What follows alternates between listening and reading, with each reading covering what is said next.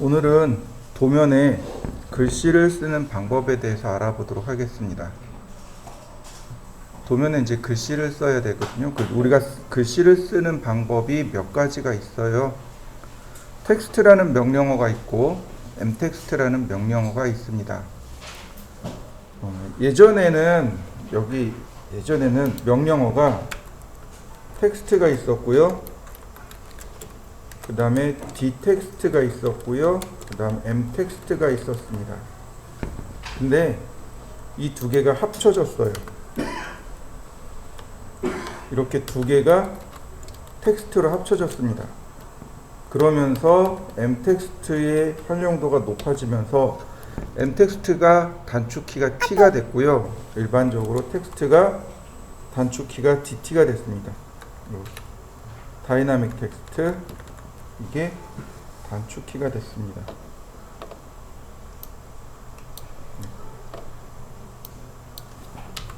텍스트는 스타일은 글자의 유형을 설정하는 명령어고, 텍스트는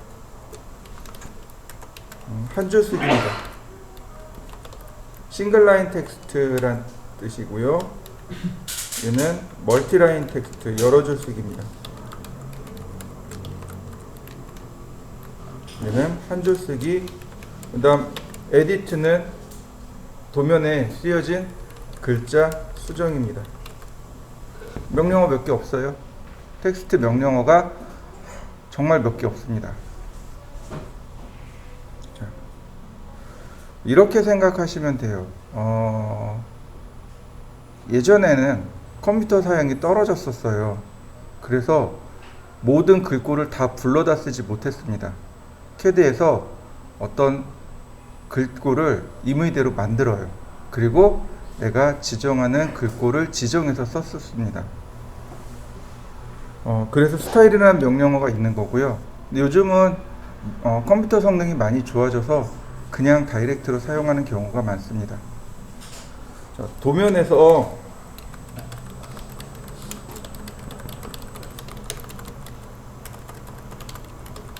사용되어지는 글자는 첫 번째 고딕체를 원칙으로 합니다.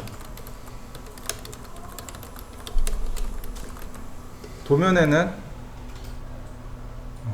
여러 가지 다양한 글꼴을 넣으면 안 돼요. 가독성을 높이기 위해서 오로지 고딕 또는 고딕체만 사용합니다. 그 다음 두 번째, 누구나 다 가지고 있어야 합니다.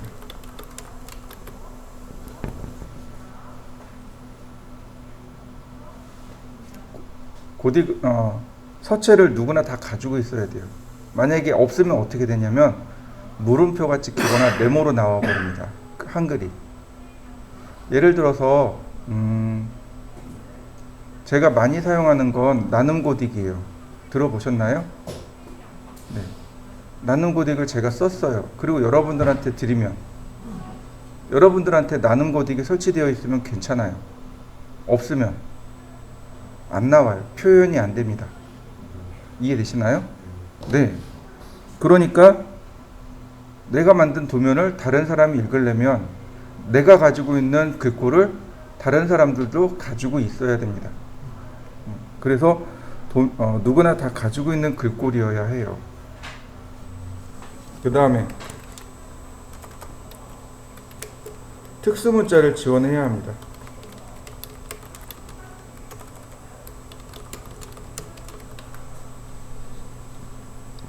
특수문자를 지원해야 돼요. 요 아래 제가 보이시나요? 파이 기호나 디그리 표시나 플러스 마이너스 표시 보이시죠? 이게 특수문자예요. 이런 특수문자를 지원 안 하는 글꼴들이 생각보다 많습니다. 이해되시죠? 자, 이렇게 보시면 돼요. 이제 저작권도 생각해야 돼요.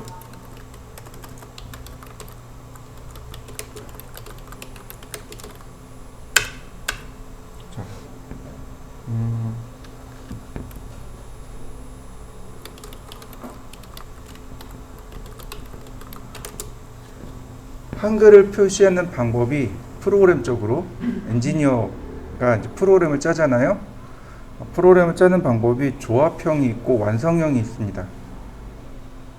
이제 예전에 윈도우 나올 때 우리나라에서 MS사한테 실제로 요청을 했습니다. 많은 사람들이 혹은 요청을 했어요. 우리나라는 조합형이 한글 창제에 가장 잘 어울리니 조합형으로 해주세요. 그것이 리소스도 덜 잡아먹고 훨씬 더 좋습니다. 라고 요청을 했어요. 조합형이라는 건 이런 거예요. 기억에 R을 더하면 가가 나오죠. 그게 조합형이에요. 자음과 모음을 조합해서 글자를 만들어내는 것. 그게 조합형입니다. 완성형은 가부터 가, 갸, 거, 겨 이걸 다 넣어놓는 겁니다. 폰트에다가. 그래서 해당 매칭, 그러니까 글꼴을 찾는 거예요. 기억에 아가 들어왔어요. 그러면 그 글꼴이 있는지 없는지 찾아요. 있으면 보여주고 없으면 안 보여줍니다. 이게 완성형이에요. 글자를 가부터 해서 히읗까지 다 쓰는 거예요. 그럼 글자 수가 몇 개가 될까요? 한 몇만 개 나오겠죠. 조합해야 되니까. 그거 다 조합해가지고 글자를 만들어서 폰트로 만들어놔야 돼요. 그러면 그 해당하는 글꼴을 컴퓨터가 찾아서 불러오게 됩니다. 그게 완성형이에요. 낭비죠. MS가 어떤 짓을 했을까요? 한글을 완성형으로 만들어 놨습니다. 왜냐하면 생각해 보세요. 알파벳이 완성형이에요. 알파벳은 조합형이 아닙니다. 그러니까 따로 별도로 개발해야 될 이유가 없잖아요. 그냥 완성형으로 써버린 거예요. 그러니까 한글 폰트를 개발하려면 어떻게 돼야 돼요? 그 수없이 많은 글씨들을 다 그려야 돼요. 그러니까 폰트를 개발하려면 시간이 지금은 물론 좀 짧아지긴 했어요. 과거에는 2년에서 3년이 걸렸어요. 글꼴 하나 만드는데. 생각해 보세요. 여러분들이 글꼴 만들어 놨는데 내가 예를 들어서 비싸지도 않아요. 5만 원에 팔겠다는데 그걸 누군가 공짜로 받아서 쓰고 있어요. 내 거를. 화가 나요? 안 나요? 화가 나죠. 그러니까 그렇게 공문을 보내는 거예요. 너 저작권 위반했으니까 우리 거 사야 돼. 이렇게 나오는 거예요. 저 같아서도 열받아서 그렇게 했을 거예요. 근데 문제는 내가 그러니까 폰트 하나를 위반했다고 해서 그 하나만 살 수 있는 게 아니에요. 하나 주세요. 이거 살게요. 우리 이거 하나 낚여로 안 팔아. 이거 세트로 팔아. 세트 주세요. 200만 원. 이렇게 되는 거죠. 50개들이 100만 원인데 그럼 사야죠. 뭐 어떻게 해요. 이거 제가 위반했으니까 어쩔 수 없는 거죠. 폰트 장사 그렇게 해요. 그러니까 저작권도 생각을 좀 해줘야 돼요. 제 선배가 인테리어를 해요. 간판을 만들었어요. 간판에 저작권이 걸려버렸네요. 이게 저작권이 그 글꼴에 대한 저작권이요. 단순히 내부 문서로 쓸 때는 문제가 안 돼요. 근데 그 문서가 외부로 나가거나 그러니까 문서로 인쇄했을 때 하고 그 다음에 신문지로 나갈 때 하고 그 다음에 간판으로 나갈 때 금액이 달라요. 홈페이지 만들 때 하고 또 금액이 또 달라요. 선배가 한 200 들어간 걸로 알고 있어요. 200 물어주고 그거 산 걸로 알고 있어요. 그래서 저한테 전화 왔어요. 야, 나 폰트 샀어. 너 폰트 필요하면 얘기해. 그러니까 저작권도 생각해야 됩니다. 그러면 이 얘네들을 다 만족하는 서체가 있을까요? 네, 딱 하나 있어요. 딱 하나 있습니다. 그게 뭐냐면 굴림이에요. 혹은 굴림체. 우리가 흔히 쓰는 서체죠. 생각해 보세요. 윈도우 깔면은 굴림, 궁서, 바탕, 도둠 4개가 한글 기본이 4개가 깔리죠. 누구나 다 가지고 있어요. 이 4가지 서체 중에 유일하게 굴림이 고딕체입니다. 특수문자 다 지원해줘요. 저작권 신경 안 써도 돼요.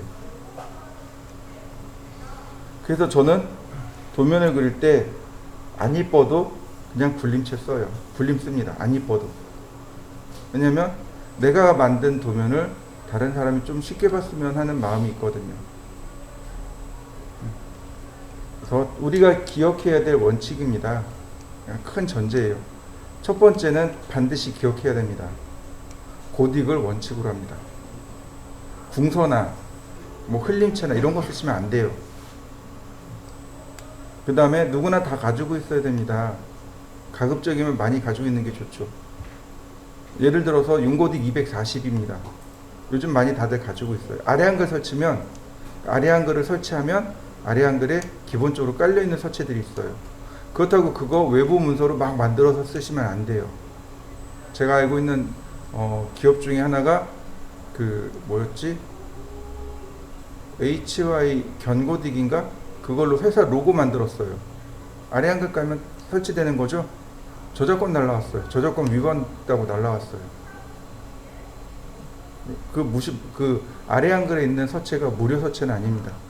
아래 한글 내에서 문서를 만들 때는 걔네들이 뭐라고 안 하지만 그걸 가지고 응용해서 다른 걸 뭔가를 만들었다. 그럼 그건 다 저작권 위반이에요. 그 다음에 특수문자를 지원해야 됩니다.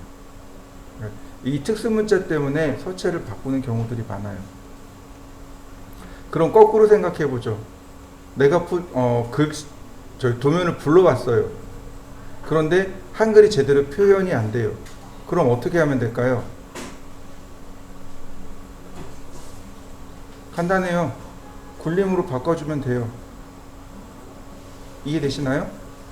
보통 회사에는 회사 로고라는 게 있어요. CI라는 게 있습니다. 그래서 기본 회사들마다 사용하는 서체들이 다 있어요. 도면 서체들이 별도로 다 존재합니다. 근데 얘네들이 특수문자를 지원 안 할 수도 있고 그 다음에 나한테 없을 수도 있어요. 그러면 거꾸로 내가 그걸 받았는데 한글이 다 깨졌어요. 특수문자가 안 나와요. 그럼 어떻게 하면 돼요? 그 글꼴을 굴림으로 바꿔놓으면 한글도 다 나오고 그 다음에 특수문자도 다 표현합니다. 그래서 자꾸 이 굴림이라는 걸 여러분들이 기억을 해 두셔야 돼요. 문제가 생기면 거기에 대한 원인은 간단합니다. 자, 스타일.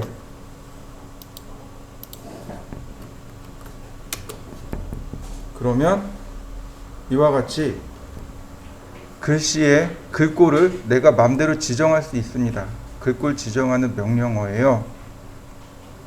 자, 하나 만들어 볼까요? new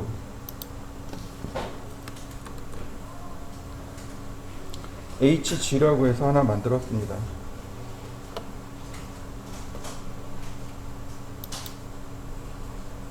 HG가 무슨 뜻이냐면 한글이란 뜻이에요. 한글. 네. 그 다음에 폰트가 여기 쭉 나옵니다. 여러 가지 폰트가 나오는데 이 폰트들도 기억하셔야 될 게, 자, 위로 올리면 골뱅이 휴먼 편지체라고 있죠. 골뱅이가 붙은 서체를 쓰시면 안 돼요. A자 위에 골뱅이라고 붙은 서체들이 있습니다. 얘네 쓰시면 안 돼요. 왜 안 되냐면 세로 글씨예요. 세로 글씨입니다. 우린 기본적으로 다 가로 글씨예요. 근데 간판만 세로 글씨죠? 네, 얘 세로 글씨입니다. 그럼 내가 간판 쓰기 위해서 쓰면 되네요? 아니요, 안 써요. 그냥 엔터 칩니다. 한 글자 쓰고 엔터, 한 글자 쓰고 엔터, 한 글자 쓰고 엔터. 그게 더 속 편해요. 그래서 아예 그러니까 골뱅이가 붙은 글씨는 아예 안 써요. 그 다음 알파벳 순이기 때문에 Z자 아래가 한글입니다. 이렇게요. Z자 아래로 내려가면 그 다음부터 한글이 나와요. 여기 굴림이 있죠. 뭐 나눔 키스케어, 나눔 글꼴. 나눔 글꼴이 네이버에서 나눠주는 글꼴이죠. 무료 서체입니다. 그러면 여기 나눔 고딕을 써도 무방하겠네요. 나눔 고딕이 특수문자 지원이 안 돼요. 이제 이런 장단점들이 있습니다. 자, 굴림으로 지정했습니다. 그러면 끝나겠죠. 폰트 스타일이 있습니다. 여기에 보시면 폰트 스타일에 따라서 레귤러, 볼드, 이탈릭, 엑스트라 볼드, 씬 이런 것들이 나오게 됩니다. 지금 나와 있는 여기 굴림은 그런 내용이 없는 거죠. 다시 보겠습니다. 자, 아리얼입니다. 보시면 해당 서체는 볼드, 볼드 이탈릭, 이탈릭, 레귤러 이렇게 지원을 해주는 거예요. 글자 유형이. 그런데 굴림은 이 내용이 없는 거죠.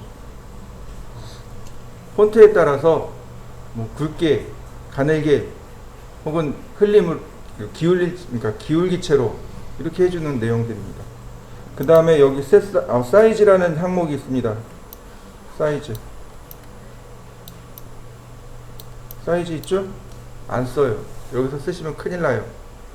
왜 큰일 나냐면 이 사이즈로 고정이 돼요. 여기 사이즈가 딱 들어가잖아요. 그럼 글씨 쓸 때 여기 지정된 사이즈로 글씨가 써집니다. 근데 우리가 글씨를 쓸 때, 도면에 글씨를 쓸 때 글씨 크기를 자유자재로 자꾸 바꿔야 됩니다. 근데 못 바꾸는 거예요. 왜냐하면 여기서 크기를 지정해 버렸거든요. 안 바뀌어요. 그러니까 사이즈를 안 써요. 자, 이펙트 효과입니다. 왼쪽에 있는 여기 글씨를 보시면 돼요. 업사이드 다운, 글씨를 위아래로 쓰게 하는 거. 업사이드 다운. 백워드, 글씨를 거꾸로 쓰게 하는 거. 그 다음 위드 팩터. 자, 위드 팩터가 장평입니다. 장평이에요. 자, 우리가 사용할 때 이런 거 있었습니다. 자간과 장평이라는 말이 있습니다. 들어보셨나요? 자간은 글자와 글자 사이 간격을 자간이라고 합니다. 그에 비해서 장평이라고 하는 건 글자의 가로 폭을 조절하는 걸 장평이라고 합니다. 여기 말하는 위드 팩터는 글자의 가로 폭을 조절하는 겁니다. 1을 기준으로 해서 1보다 작으면 이렇게 폭이 줄어들게 됩니다. 1보다 크면 폭이 늘어나게 되는 거고요.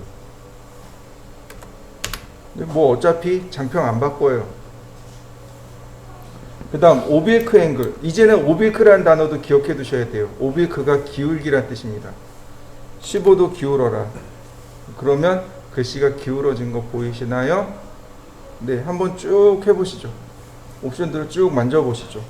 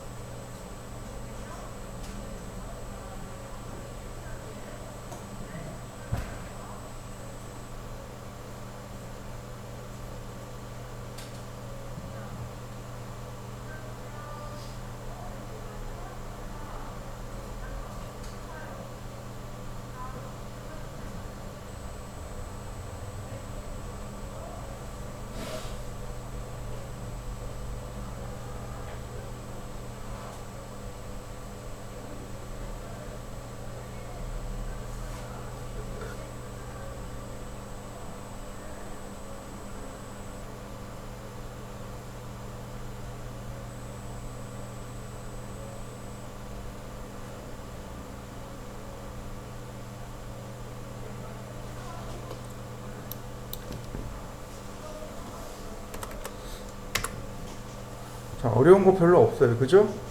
자, 우리가 여기서 눈여겨봐야 될 게 하나가 또 있어요. 자, 이 중에 보시면 여기 time.shx라고 하는 파일이 있습니다. 혹은 가만히 보면 여기 txt.shx라는 파일이 중간중간에 섞여 있어요. 한번 찾아보세요. 뭐뭐뭐뭐.shx라고 하는 파일들이 나옵니다.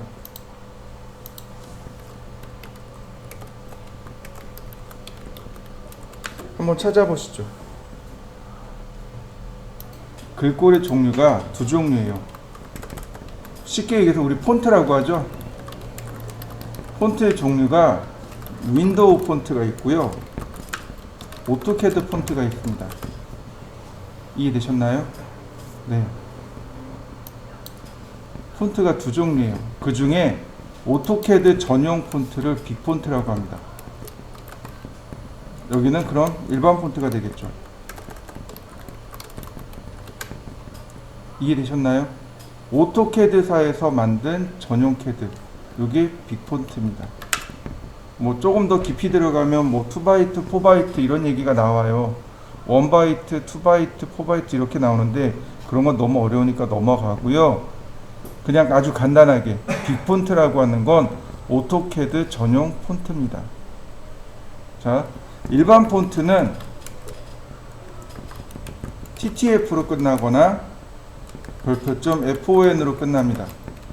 근데 오토캐드 전용 서체는 SHX로 끝납니다. 차이점이 이거예요.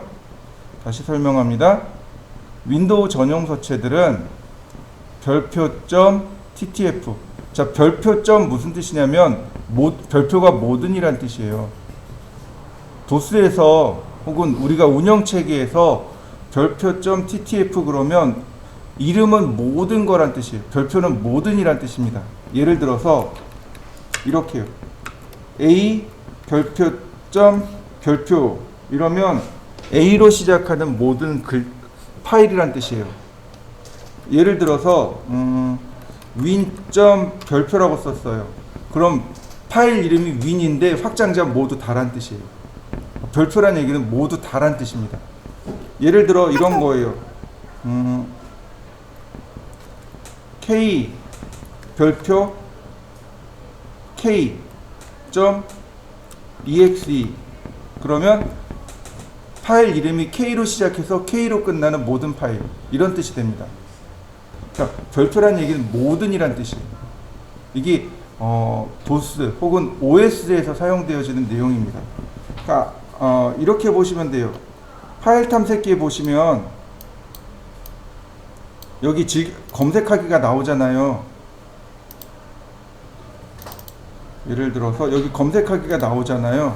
여기다 쓸 수 있어요. A 별표 그러면 A 별표점 DLL 그러면 A로 시작하는 모든 파일 .dll을 찾아라, 이런 얘기가 돼요. 이렇게요. 지금 노란색이 A로 시작하죠. 그 다음 모든 .dll 이렇게 찾게 되는 겁니다. 이게 검색할 때 쓰는 기능이에요. 네. 어쨌든 자, 캔슬. 보시면 윈도우 안에 가면 폰트라는 폴더가 있습니다. 이렇게 보이시나요? 여기에 들어가요. 윈도우 폰트는 여기 들어갑니다. TTF 파일하고 FON 파일이 다 일로 들어가요. 일로 들어옵니다. 그에 비해서 오토캐드 전용 서체는 프로그램 파일을 보면 오토데스크가 있고 이 안에 오토캐드 2016이 있고 이 안에 폰트라는 폴더가 있습니다. 바로 여기 들어갑니다. 빅폰트는 일로 들어와요. 위치 이해되셨나요? 네. 적어볼까요? 자, 오토캐드 전용 서체는 일로 들어오고요. 윈도우 전용 서체는 C 드라이브에 윈도우즈에 폰트라는 폴더로 들어오게 됩니다. 차이가 이렇게 달라요. 그러니까 저 같은 경우 프로젝트를 진행하면 내가 사용한 폰트들을 별도로 저장을 해 놓습니다. 그리고 CD랑 혹은 USB로 같이 줘요. 압축해서. 그러면 제가 작업한 거에는 폰트가 들어있는 거죠. 이 폰트 쓰세요라 이런 얘기죠. 그러면 해당 폰트로 폴더를 복사해 놓으시면 돼요. 자, 이 중에 이렇게 오토캐드 전용 서체를 체크하면 유즈 빅폰트가 떠요.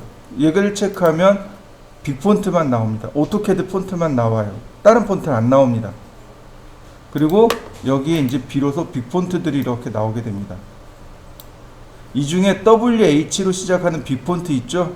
얘가 한글을 지원하는 폰트입니다. 한글 지원하는 거예요. WH로 시작하는 글꼴들, 얘가 한글 지원하는 폰트입니다. 얘가 한글 지원하고요. 그 다음에 이렇게 SHX 파일을 들 중에 일부가 여기 버티컬이 활성화됩니다. 이렇게요. 세로 글씨. 세로 글씨가 지원되는 것도 있습니다. 이거는 차차차차 한번 써보시면 되겠고요. 우리는 그리고 굴림을 쓰면 되겠습니다. 자, 한번 확인해 보시죠. 잠깐 시간 드릴게요. 자, 세커런트 그러면 이제부터 작업할 땐 전부 다 굴림체로 나가게 됩니다. 자, 클로즈. 스타일은 여기까지고요. 자, 글씨를 쓸 겁니다. 글씨를 쓸 건데 그러면 도면에 사용되어지는 글씨 크기는 얼마나 할까요?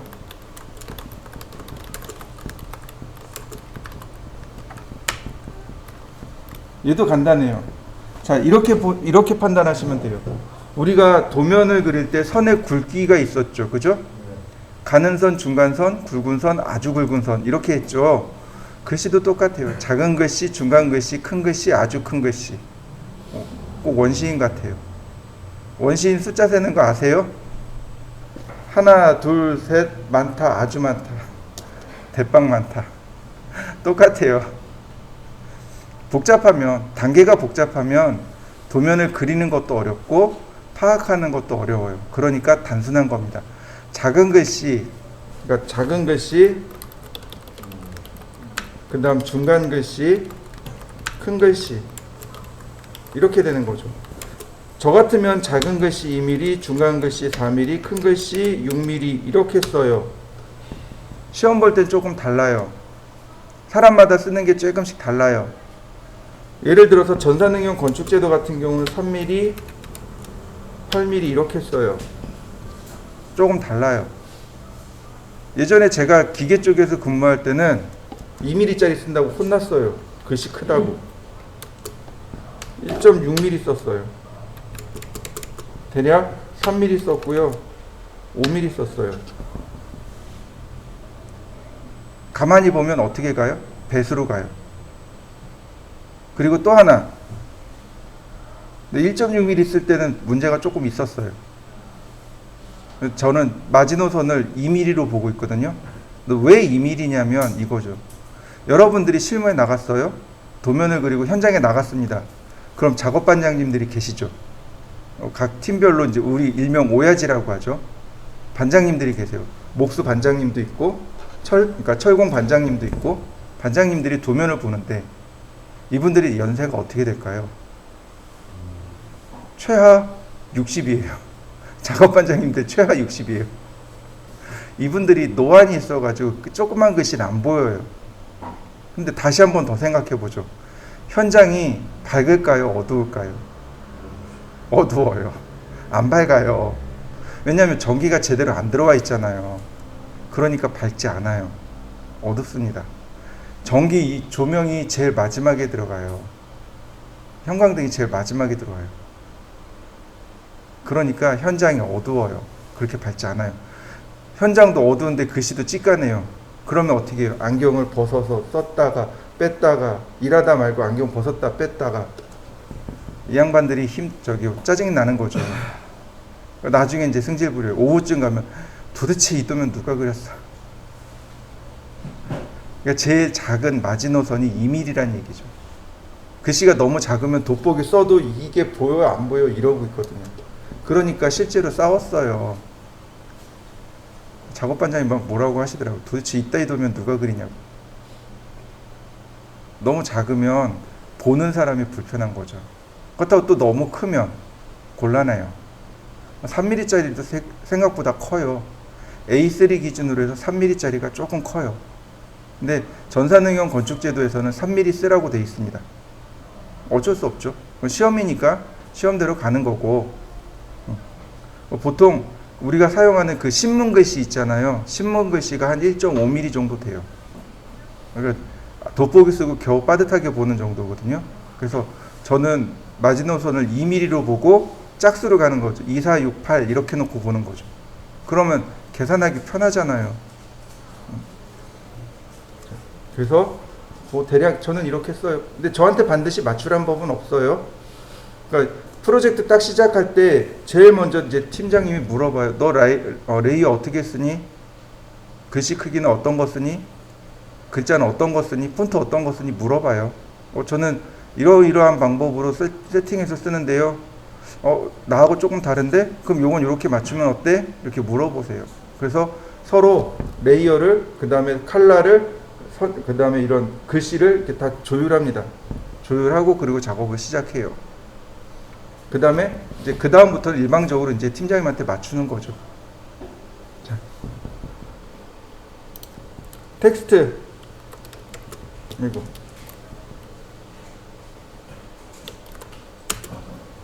텍스트가 싱글라인 텍스트가 있고 멀티라인 텍스트가 있습니다. 일반 텍스트는 싱글라인 텍스트입니다. 어넌테이트 탭에 들어가시면 돼요. 여기 텍스트 보이시죠? 멀티라인 텍스트, 싱글라인 텍스트. 싱글라인입니다. 그러면 제일 먼저 물어보는 거, 시작점을 물어봅니다. 스타트 포인트 오브 텍스트 클릭. 그 다음에 글자 높이 2.5mm 돼 있네요. 엔터. 그 다음에 각도 0도 엔터.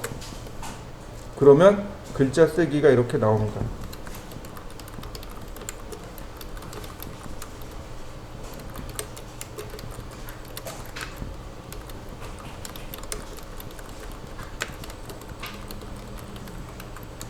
근데 가만히 보세요. 이게 싱글 라인인가요? 멀티 라인인가요? 여러 줄 쓴 건가요? 한 줄 쓴 건가요?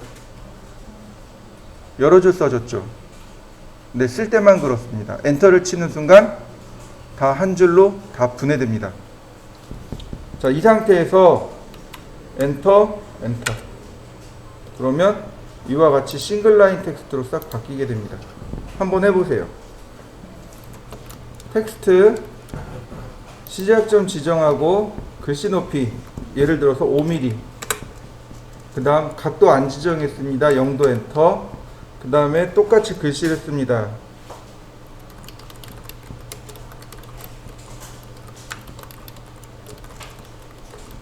그 다음에 여기서 엔터 한 번 치고 한 번 더 쳐야 되잖아요. 엔터 2번 쳐야 되잖아요. 컨트롤 키 누르고 엔터 눌러보세요. 한 번에 종료합니다. 텍스트.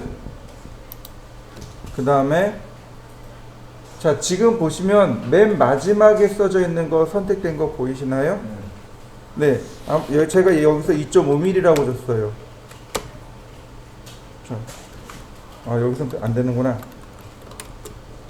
자, 다시 보겠습니다. 텍스트. 자, 마지막 선택된 거 있죠? 그냥 엔터. 그러면 바로 그 아래 써지게 돼요. 바로 그 밑으로 써지는 거예요. 그러니까 싱글 라인이더라도 바로 밑으로 내려가서 사용할 수 있고요. 또 하나. 자, 지정했고 글자 높이 2.5 아니 그냥 3mm. 그 다음에 각도. 이건 문장의 각도입니다. 문자의 각도가 아니고 문장의 각도입니다. 예를 들어서 30도라고 했습니다.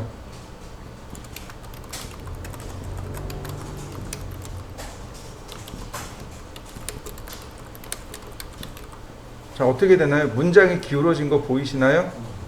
이거 결국은 로테이트 한 거예요.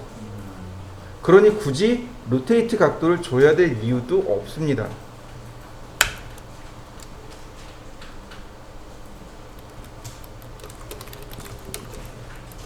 어때요? 그냥 써지는 거죠? 굳이 이런 걸 써야 될 이유는 없죠. 자, 다시 볼까요? 텍스트 시작점 위치, 글씨 크기, 그 다음에 각도 0도, 그 다음에 비로소 여기다가 글씨를 쓰게 되는 거죠.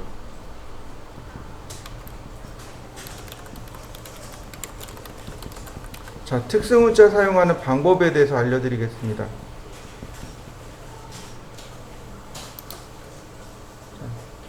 여기 특수문자들, 이게 특수문자예요. 우리가 도면을 그리면서 가장 많이 사용하는 거 파이 기호, 그 다음에 각도 표시, 그 다음에 플러스 마이너스 표시, 공차 표시, 요건 가장 기본적으로 많이 쓰는 거고요. 그 다음 %% U는 언더라인의 약자입니다. 밑줄이란 뜻이에요. 밑줄 긋기. 그 다음에 %% K가 스트로크, 취소줄 그리기. 그 다음 %% O는 오버라인.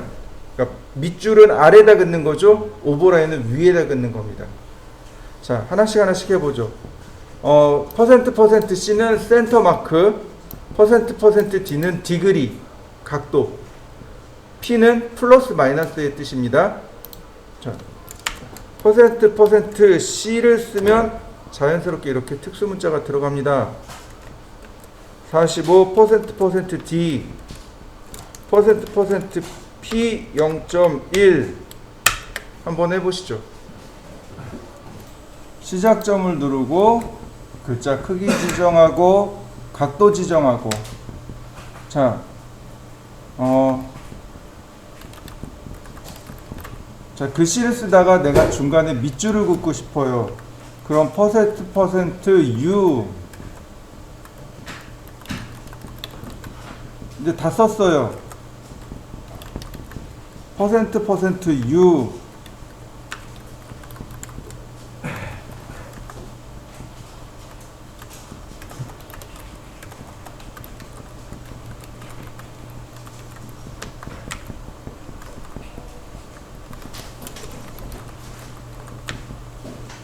어떤가요? 중간중간에 들어가는 거 보이시나요? 네. 시작할 때 한 번 쓰고 끝날 때 한 번 쓰는 겁니다. 시작할 때 쓰면 아예 그냥 쭉 끝까지 가겠죠? 그러니까 끝날 때 한 번 더 쓰는 거예요. 한번 해보시죠.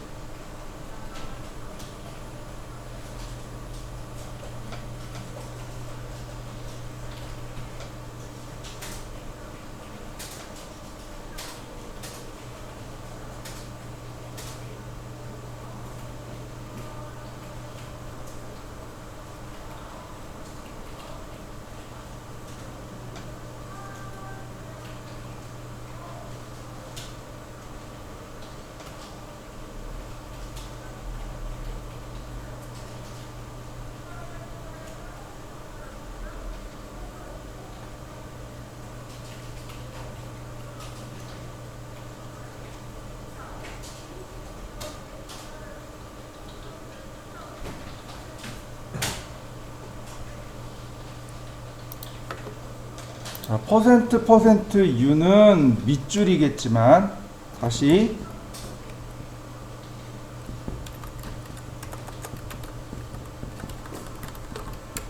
%% K는 스트로크입니다.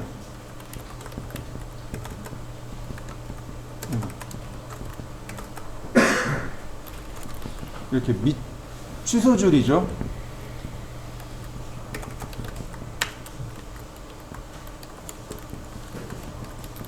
그 다음에 %% O는 오버라인입니다.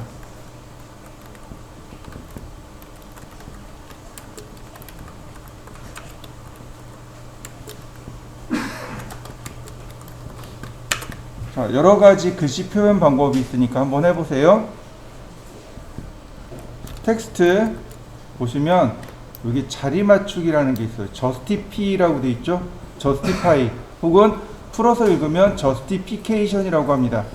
이거 멀티라인 할 때 멀티라인 할 때 자리 맞추기라는 단어가 나왔었어요. 똑같은 단어입니다. 자리 맞추기인데 글씨이다 보니까 이만큼 많아요. 이만큼 많습니다. 글씨니까 자리 맞추기가 이만큼이나 많아요. 쉬운 거 레프트, 센터, 라이트 이런 건 쉬워요. 레프트는 왼쪽 정렬이죠. 센터는 중간 정렬이죠. 라이트는 오른쪽 정렬입니다. 그냥 보세요. 레프트 시작점, 높이, 각도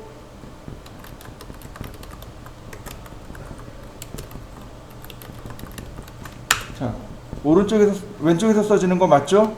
다시 보겠습니다. 저스티피케이션 센터.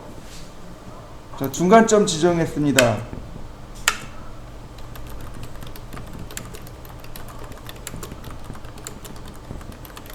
자, 맞습니까? 가운데로 정렬되어 있죠? 그 다음 라이트 오른쪽 정렬입니다.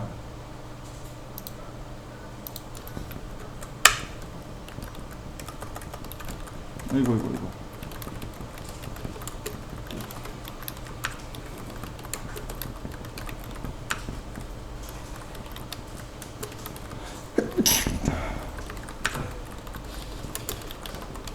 자, 오른쪽 정렬 맞습니까? 예, 여러분 이건 뭐 별거 없으니까 이건 안 하셔도 좋아요. 자, 근데 이제부터 중요한 거 텍스트 justify 그 다음에 이제 미들이라는 게 아니 얼라인하고 피트부터 해보도록 하겠습니다. 얼라인과 피트입니다. 얼라인은 문장 전체의 길이를 고정하는 겁니다. 문장 전체의 길이를 고정한 거예요. 그러면 뭐가 바뀌냐면 문자의 높이가 바뀝니다. 자, 보세요. 얼라인 누르면 자, 이렇게요. First end point of text baseline. 글자 기준의 첫 번째 끝점. 그 다음 Second end point of text baseline. 문장 두 번째 끝점. 그러면 이렇게 글자가 조그매요. A를 썼더니 어떻게 되나요? 엄청 크죠. 내가 지정한 두 점 사이에 입력한 단어를 다 넣어야 돼요.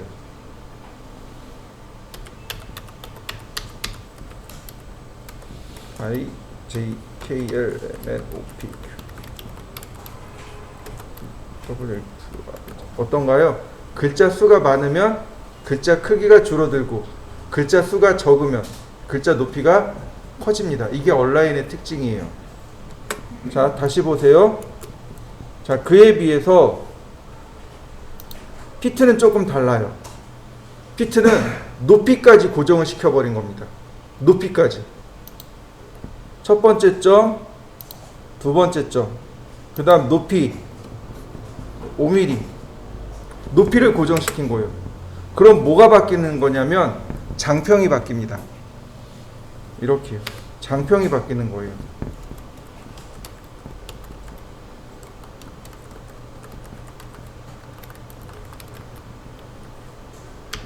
장평이 바뀌는 거 보이시나요? 다시 한번 써볼까요? 자, 어때요? 글자 폭이 점점 줄어들고 있죠? 네. 얼라인과 피트의 차이는 바로 이겁니다. 얼라인과 피트 둘 다 똑같이 문장의 전체를 고정했습니다. 그런데 피트는 높이까지 고정해 놓은 거예요. 그러다 보니까 얼라인은 높이를 가변으로 해서 조절하는 것에 비하면 피트는 장평을 조절하게 됩니다. 자, 한번 해보시죠. 텍스트 justify에 들어가면 여기서부터 middle, TLTC, TR, MLM, CMR, BLBC, BR 이런 게 있습니다. 한글 같으면 얘네들을 구별 안 해도 되는데 요거 구별해야 되는 게 영어 소문자 때문에 구별해야 돼요. 영어 소문자 때문에 구별해야 돼요. 자, 먼저 먼저 얘네들부터 좀 설명을 해드리면 이런 겁니다. 자, TL이란 얘기는 탑 레프트의 뜻이에요. TC는 탑 센터, TR은 탑 라이트, 미들 레프트, 미들 센터, 미들 라이트, 바툼 레프트, 바툼 센터, 바툼 라이트 이렇게 됩니다. 이거는 한글의 경우는 여기 있는 바툼이나 레프트, 센터, 라이트가 똑같아요. 한글의 경우는. 한글은 얘가 똑같은데 영어 소문자만 달라요. 자, 보세요. 제가 먼저 레프트로 한번 글씨를 써보죠. 간단하게 쓰겠습니다.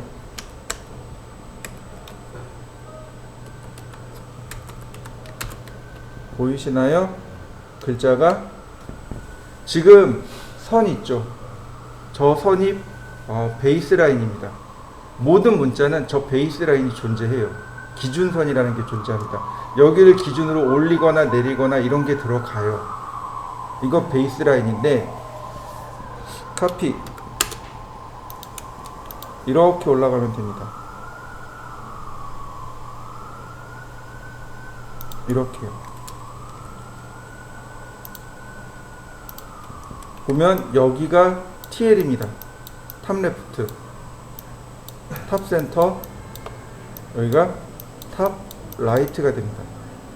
이해되시죠? 여기가 레프트, 센터, 라이트입니다.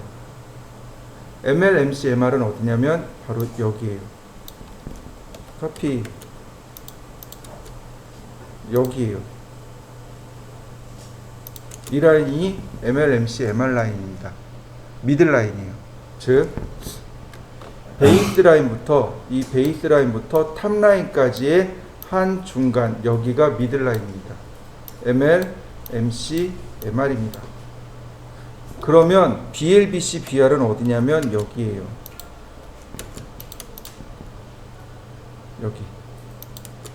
여기가 BL, BC, BR입니다. 그럼 미들은 어딜까요?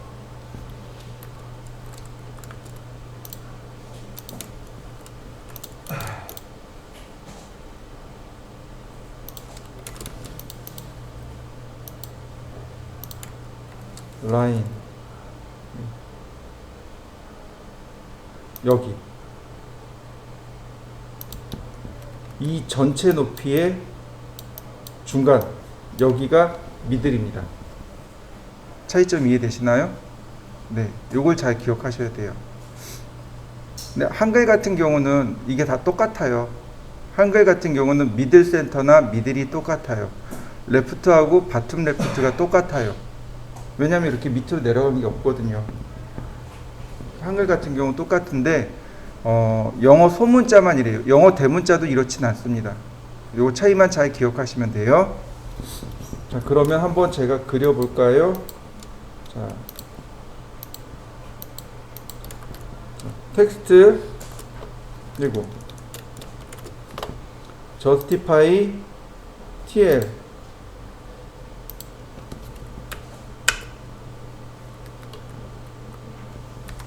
자, 맞나요? 맨 위쪽 라인에 걸려 있는 거 맞죠? 네. 이번엔 미들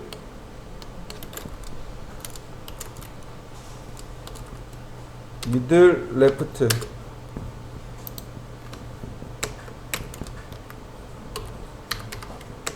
자, 위치 맞나요? 네. 베이스 라인부터 여기 탑까지 한 중간이 미들입니다. 그 다음에 텍스트 justify bottom left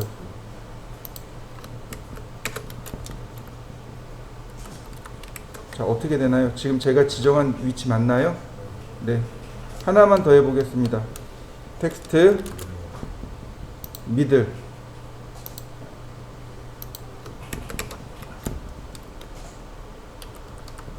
이렇게 전체 높이 이 전체 높이의 한 중간 이게 미들입니다. 자, 저처럼 쭉 해서 한번 비교해 보시죠. 이렇게 선 4개 그려서 한 번만 비교해 보시죠.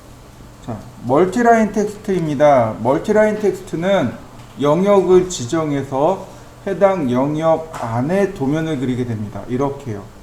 영역을 이렇게 지정합니다.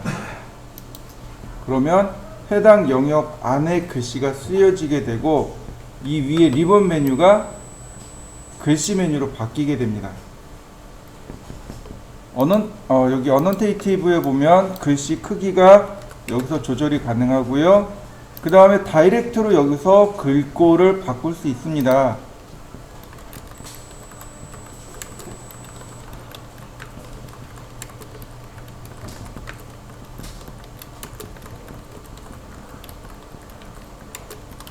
이렇게요. 예를 들어서 조금 더 굵게 하고 싶어요.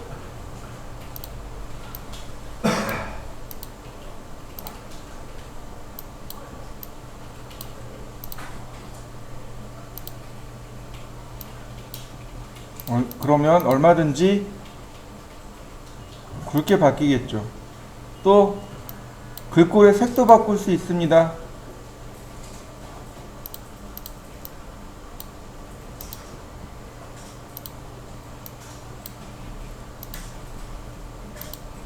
이렇게 색도 바꾸고 글꼴도 바꾸고, 심지어 저스티피케이션으로 자리 맞춤도 있습니다.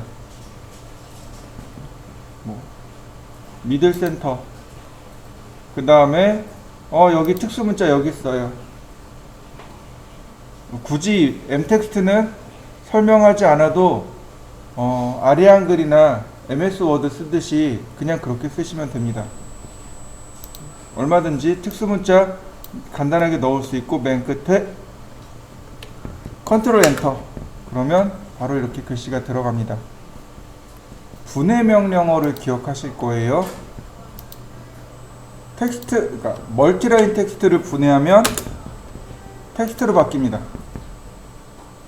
M텍스트를 분해하면 일반 텍스트로 바뀌어요. 이해되시죠?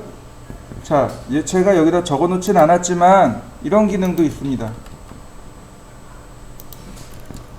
텍스트 to M텍스트라는 명령어가 있습니다. 싱글라인 텍스트를 멀티라인 텍스트로 바꾸는 명령어입니다. 다만 이렇게 됐을 때는 엔터가 안 돼요. 줄바꿈이 없어집니다. 텍스트 to M텍스트, 그 다음에 선택을 합니다. 엔터. 자,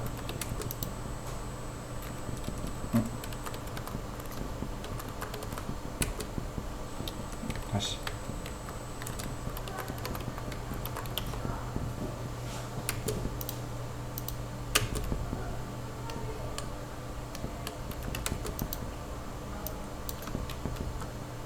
이게 막 섞였네요.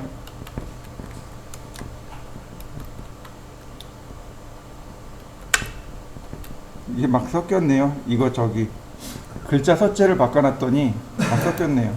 어쨌든 자, 보이시나요? 이렇게 글씨가 다 하나로 통합이 돼 버립니다.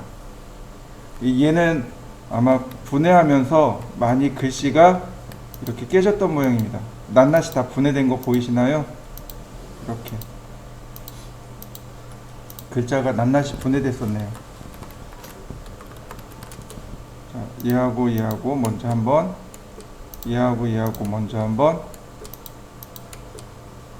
그러면 얘도 조절이 가능할 거고.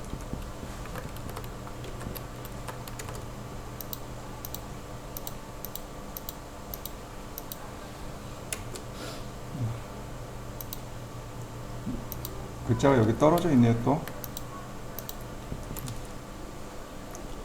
텍스트 to M텍스트,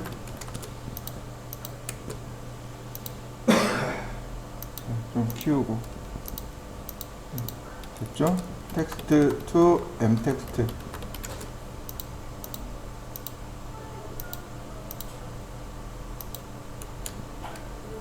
이렇게 여전히 여긴 분해가 조립이 안 됐네요.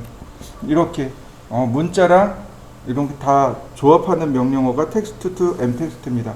여러분들도 한번 해보시죠. 자, 라인 100mm, 옵셋 8mm,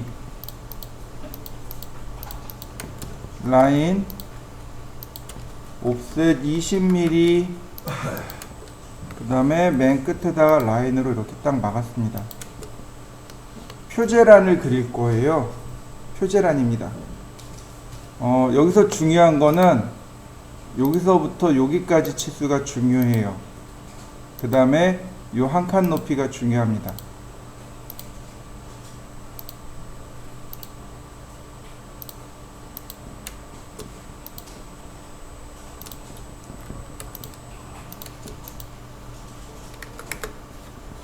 자, 이렇게 한번 그려보시죠.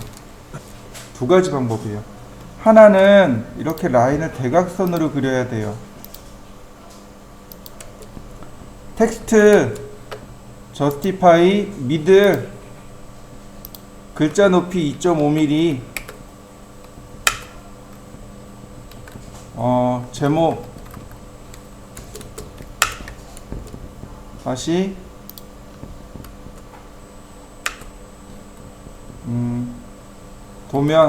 도번 다시 설계자 어떤가요? 매번 글씨 쓰려니까 편치는 않죠? 자, m텍스트 그러면 이렇게 영역만 지정하면 되죠. 영역 지정하고 저스티피케이션을 미들 센터로 놓고 자, 도명으로 갈까요? 다시 미들 센터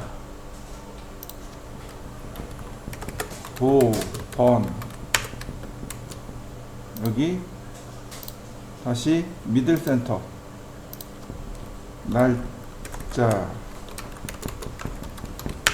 어떤가요? 훨씬 더 쉬워졌죠. 자, 또 있어요. 자, 여기다가 이렇게 글씨를 쓸 겁니다. 도명 이번에는 미들 레프트를 써야 된단 말이죠. 그런데 문제는 뭐냐면 어떻게 돼요? 글자가 바짝 붙어버리는 거죠. 이렇게. 그래서 이 위에 탭 기능이 있습니다. 이렇게 탭만 한번 움직여주면 내가 원하는 만큼 딱 띄워서 작업을 할 수 있는 거죠. 그래서 m텍스트를 훨씬 더 많이 사용합니다. 자, 한번 해보시죠. 자, 서클 반지름 10mm 라인 쿼드란트에서 100mm 라인 쿼드란트에서 센터까지 랭슨 델타 3mm 상황에 따라서 쓰는 방법이 조금 다르긴 하지만 이렇게 표제란 그러니까 타이틀 제목을 그릴 때 이렇게 그리는 경우가 많습니다. CAT 2급 같은 경우는 여기가 없어요. 이게 없습니다. 근데 건축 같은 경우는 얘가 있어요. 이렇게 바깥으로 삐져나갑니다. 이런 모양이 돼요. 자, 여기다가 제목줄하고 스케일 척도를 쓸 겁니다. 자, 보세요. 옵셋 10mm 옵셋 5mm 이렇게요. 그 다음 텍스트 여기 끝점에서부터 여기 끝점까지 이때 중요한 것은 저스티피케이션이 탑 레프트라는 사실 그리고 글씨 크기는 8mm A 단면도 단면 상세도 다시 볼까요? 여기서부터 끝에까지 이번엔 얘를 바툼 라이트로 놓습니다. 글자 크기는 3mm 그 다음 스케일 1대 40 그리고서 얘를 지우는 겁니다. 이해되셨나요? 한번 해보시죠. 보통 건축이나 인테리어 도면 같은 데 보면 실을 표시할 때가 있습니다. 즉 방을 표시할 때 이렇게 네모난 테두리를 그리고 방의 이름을 쓸 때가 있어요. 이런 식으로요. 렉탱글 그다음에 이렇게 적당한 크기로 사각형을 그리고 텍스트 영역을 여기다 이렇게 집어넣는 거죠. 그리고 미들 센터 그 다음 글자 크기 너무 큰가? 네.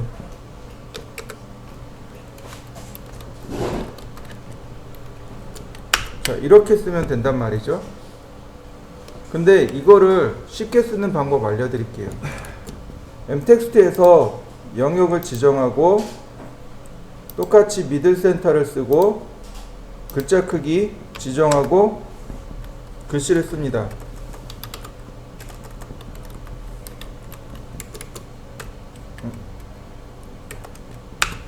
됐나요? 근데 테두리가 없잖아요. 자, 컨트롤 1키 누릅니다. 이거 속성창이죠. 앞으로도 많이 쓸 거니까 꼭 기억하시고요. 자, 글씨를 선택합니다. 그러면 여기에 어떤 기능이 있냐면 바로 여기 있네요. 백그라운드 마스크. 이 옵션입니다.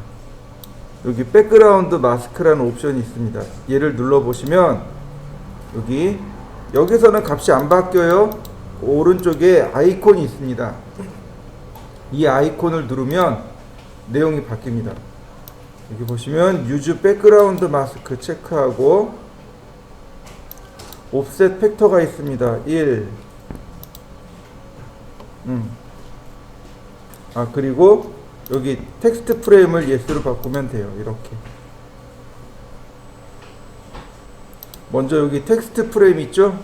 얘를 먼저 바꿔주세요. 이렇게 텍스트 프레임을 yes로 바꾸시고 그 다음 얘를 값을 조절하면 됩니다. 예를 들어서 2 그러면 2배 넓어진 거 보이시나요? 간격이 조절이 되고 그 다음에 그립을 이용해서 얼마든지 좌우 폭을 지정할 수 있습니다. 그립을 이용해서도 얼마든지 조절이 가능하고요. 다시 보세요. 여기 백그라운드 마스크에 보시면 드로잉 백그라운드 컬러를 써버리면 이렇게 내용이 안 나옵니다. 선택하고 기본값은 1.5배 값이에요. 백그라운드 마스크를 1.5로 바꾸시면 됩니다. 1.5 그리고 OK 그러면 이렇게 테두리 값이 돌아가요. 물론 얘를 안 쓰셔도 돼요. 그러면 요거 내용만 나오겠죠. 이 테두리 간격이 바로 백그라운드 마스크에서 조절하는 겁니다. 여기 있는 얘를 체크해야만 비로소 이 값을 조절할 수 있어요. 그러면 값이 더 작아지겠죠?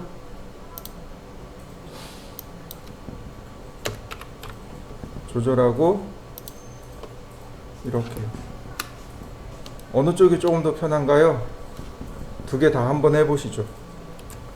보통 일반적으로 우리가 사용하는 창문입니다. 창문 위에서 바라본 거예요.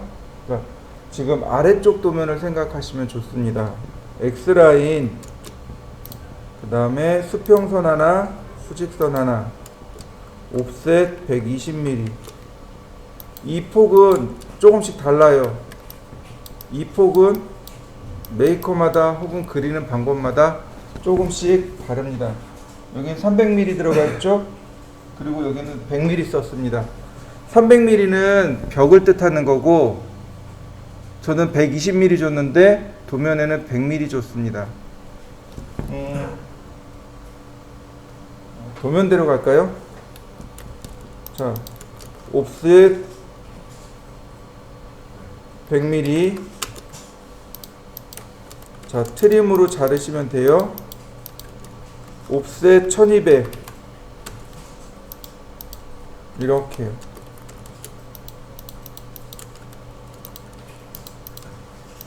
일반적으로 이렇게 생겼습니다. 위에서 바라보면 이렇게 생겼고요. 그 다음에 창문 틀이 생기겠죠. 창틀이 있습니다. 옵셋 45mm 창틀은 45mm를 줘요. 그 다음 미석이 창이기 때문에 이렇게 중간에 선을 그리고 중간에 이렇게 선을 그립니다. 여기는 창문의 두께가 30mm예요. 옵셋 30mm 이렇게요. 그리고 옵셋 역시 똑같이 30mm 이렇게 좌우로 하나씩. 그러면 이런 모습이 됩니다. 필렛을 하게 되면 이런 모습이 돼요. 이렇게 창문이 만들어지게 됩니다. 옵셋 60mm. 이렇게 창문에 틀이 만들어진 겁니다. 그리고 이 가운데 유리창이 이렇게 들어가는 거예요. 이게 아주 디테일하게 그린 겁니다. 옵셋 60mm. 조금 다를 수 있어요. 이렇게 그리면 얘가 아주 디테일하게 그린 겁니다. 이게 보통 창문이 이렇게 생겼어요. 자, 우리가 과제물은 여기서 뭔가 좀 빠져 있죠? 자, 이 도면은 1대10 이하에서나 이렇게 그리는 겁니다. 아주 디테일하게 그릴 때. 그러면 보통 어떻게 그리냐면 유리를 안 넣어요. 얘도 안 넣어요. 얘도 안 넣어요. 얘도 안 넣습니다. 이렇게 간략하게 그립니다. 보통은 이렇게 간략하게 그려요. 이렇게 그립니다. 보통은 1대40 도면이라면 이렇게 그립니다. 이해되시나요? 네. 이 선은 중심선입니다. 중심선이에요. 이렇게요. 한번 해보실까요? X라인 0도 하나, 90도 하나, 옵셋, 자 여기 나와 있는 대로 100mm, 옵셋 2400, 이렇게요. 트림, 옵셋 45mm, 틀이니까 여긴 45mm 들어가면 돼요. 그 다음 라인, 중간점을 하나 그려야 되고요. 요 안에 창문이 2개 들어가는 겁니다. 라인, 중간점에서 이렇게 다시 중간점에서 옵셋 30mm, 그 다음에 옵셋 30mm. 그러면 이렇게요. 나머지 트림으로 잘라내면 이런 모양이 되는 거죠. 트림. 그 다음에 우리가 공부한 미러, 대칭 명령어 기억하시죠? 네, 대칭 명령어를 이렇게 한번 더 쓰는 겁니다. 그러면 창문이 하나, 둘, 셋, 4개가 되겠죠. 그러니까 요즘은 이렇게 쓰는 거죠. 창문 큰 거 쓰는 거죠. 양쪽에 작은 거, 가운데 큰 거 쓰죠. 이렇게 되는 겁니다. 자, 한번 해보시죠. 자, 똑같아요. 옵셋 45mm. 근데 얘가 다른 점은 바로 여기 있어요. 렉탱글을 다시 그려야 돼요. 이렇게요. 왜냐면 여기 하나, 여기 하나 이렇게 반쪽이거든요. 옵셋 60mm. 그 다음 라인 미드 포인트에서 이렇게 미드 포인트로 옵셋 30mm. 그 다음 트림으로 잘라버리면 돼요. 얘를 카피, 대칭을 해도 되고 미러 해도 되고, 미러 하는 게 낫겠네요. 이렇게요. 그래야 이렇게 유리창이 만들어지게 됩니다. 2칸짜리, 4칸짜리 유리창입니다. 방문의 경우는 크기가 900mm입니다. 폭이 900mm고 높이가 2100mm예요. 일단 평면부터 그리고 그 다음에 인면을 그릴 겁니다. 자, X라인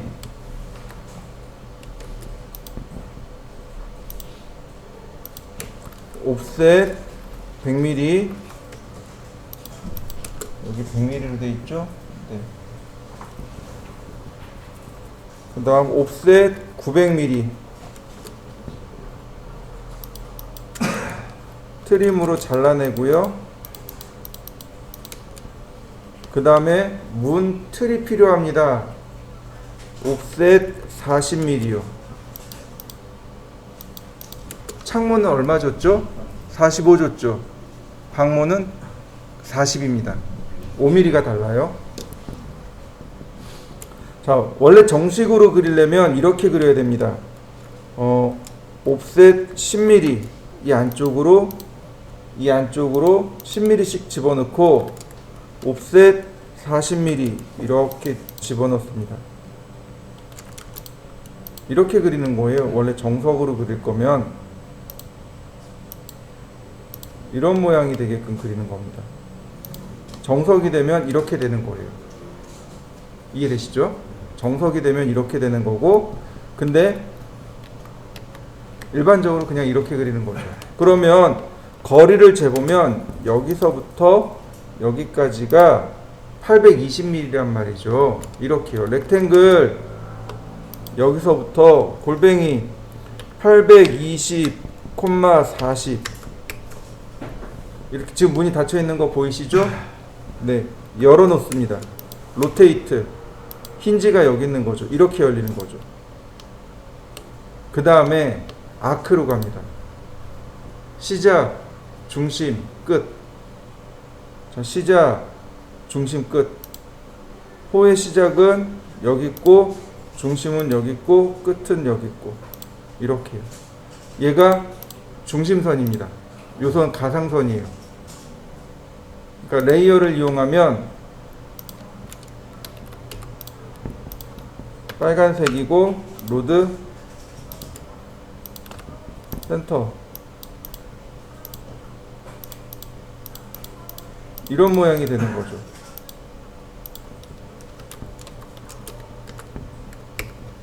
이렇게 됩니다. 문이 열리고 닫히는 여닫이문. 자, 이해되시나요? 자, 한번 해보시죠. 자, 렉탱글 골뱅이 900, 마이너스 2100 2100mm가 되는 거죠. 이렇게. 자, 이때 우리가 이제 신경 써야 될 게 있어요. 여기서도 뭐냐면 얘는 문지방이에요. 얘는 문지방입니다. 발로 이렇게 밟고 지나가는 문지방인데 요즘 문지방 없죠. 그러니까 이렇게 돼야지 되는 게 정상인 거죠. 맞나요? 이게 문지방이 없는 거고 얘는 문지방이 있는 거고. 자요, 마찬가지입니다. 옵셋 40mm 여기 문지방이 있느냐 없느냐에 따라서 얘가 생기느냐 안 생기느냐 이 차이인 거죠. 이렇게 내려가야 문지방이 없는 문이 만들어지겠죠.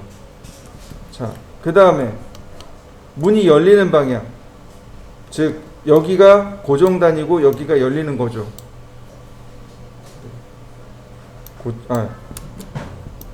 이렇게 맞나? 아니죠. 이렇게 되는 거죠. 네. 라인 대각선으로 그립니다. 이렇게 미드 포인트로 해서 대각선으로